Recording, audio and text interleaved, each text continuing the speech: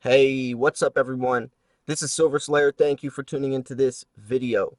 So I want to talk about financial stability today because it's definitely an important topic that every investor needs to understand and also, conversate about.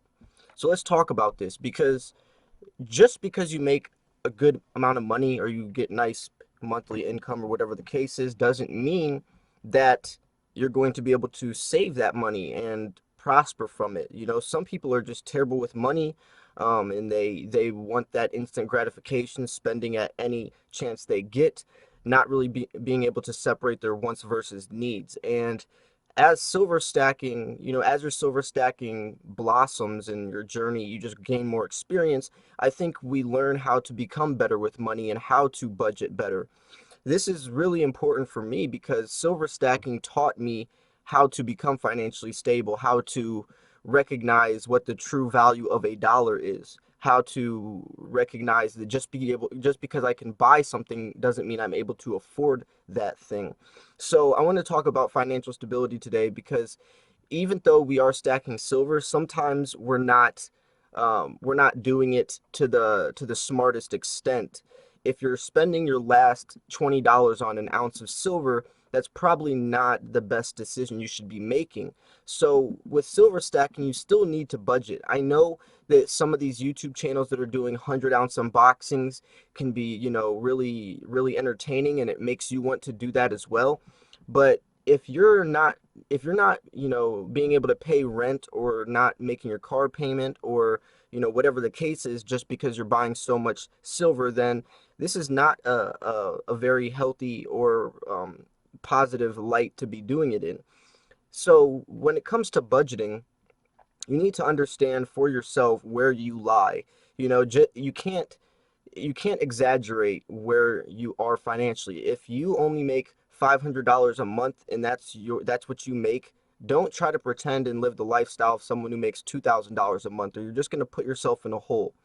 When I first started stacking, I had to take it a lot slower, but I tried to pretend that I could afford all these unboxings, and it really did kind of put me in a hole. Luckily, over time, I learned from my mistakes, and now I'm at a point where I'm more financially stable and capable of doing certain things and purchasing certain coins. But at first, I had to learn from that, and I definitely think learning from your mistakes is the most but it's definitely the best way to learn. It's a humbling experience, and it also can teach you a lot of things as well. So when it comes to becoming financially stable, I definitely think that every stacker that's a successful stacker also has a good amount of fiat currency stacked up on the side as well. These people, we don't put all of our money into precious metals. No, when we show our full stack videos or whatever the case is, that's not our entire wealth, and that's usually not our main source of wealth either, or main source of income. There's a saying that every millionaire has at least five sources of income. And about 2 years ago, I posted a video on this channel called "Planting Seeds and Blossoming Wealth." If you can go back and find that video, I highly recommend it because I was talking about, I think, 6 or 7 sources of income I have that are always constantly flowing in, and I'll use some of it to pay rent, I'll use some of it to buy silver, I'll use some of it to invest into cryptos back when I did that more often.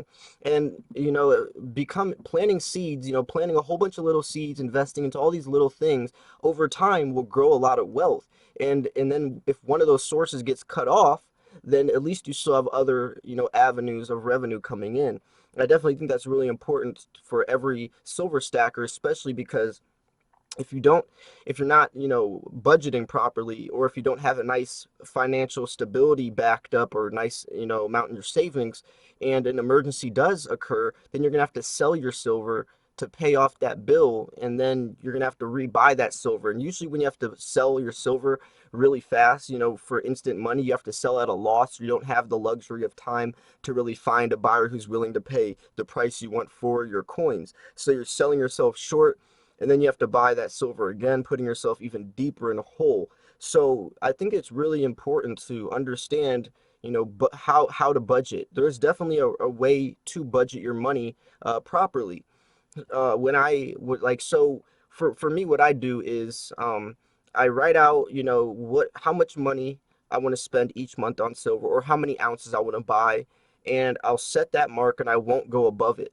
So that just in case, because sometimes I will impulse buy. It's really easy to get distracted. There's so many different types of coins out there, so much new stuff coming out, and it's really easy to kind of blindly go into something, especially when you're in your local coin shop. And so usually what I'll do is I'll leave my debit card in the car. I'll only take in enough as much money as I'm willing to spend, so then I literally can't spend more than that, amount of that cash. That's just my way of securing that safety and that securing that I don't overspend. But when it comes to buying online, I definitely think that you need to have numbers, realistic numbers set for yourself, also making sure that you have money on the side as well. When I was first starting to stack, I also was buying coins that I think I should have probably been waiting to, I wasn't as patient. Nowadays I'm more patient. When some of these newer coins come out, a couple months down the line, usually, after their spotlight kind of drops, sometimes you can find them a lot cheaper on other sites or other places. And what I would do at first is, since I wanted that coin right then, I would be paying for the highest premium of some of these pandas, some of the other coins as well, like the swans that came out that were $70, especially getting the MS70s, the perfect condition ones. Those can cost a lot of money, especially some of the proofs. And I think if I would have known or been educated enough to know that if I would wait a couple months, I can get this coin for, a lot cheaper, that would have played in my favor and helped me out a lot. But I didn't know that, and also I didn't have the patience. I wanted it right then. Nowadays, as a stacker, I am more patient.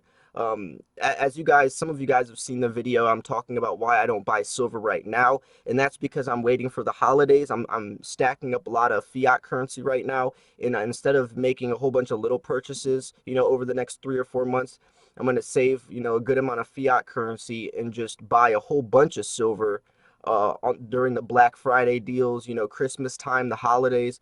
There's tons and tons and tons of deals that are going around, and that's when I'm going to spend a whole bunch of money. So instead of, spanning it out over a period of time, I'm just going to, kind of purchase all the silver that I would have been purchasing all at once. And I have patience to do that now. A lot of people still don't.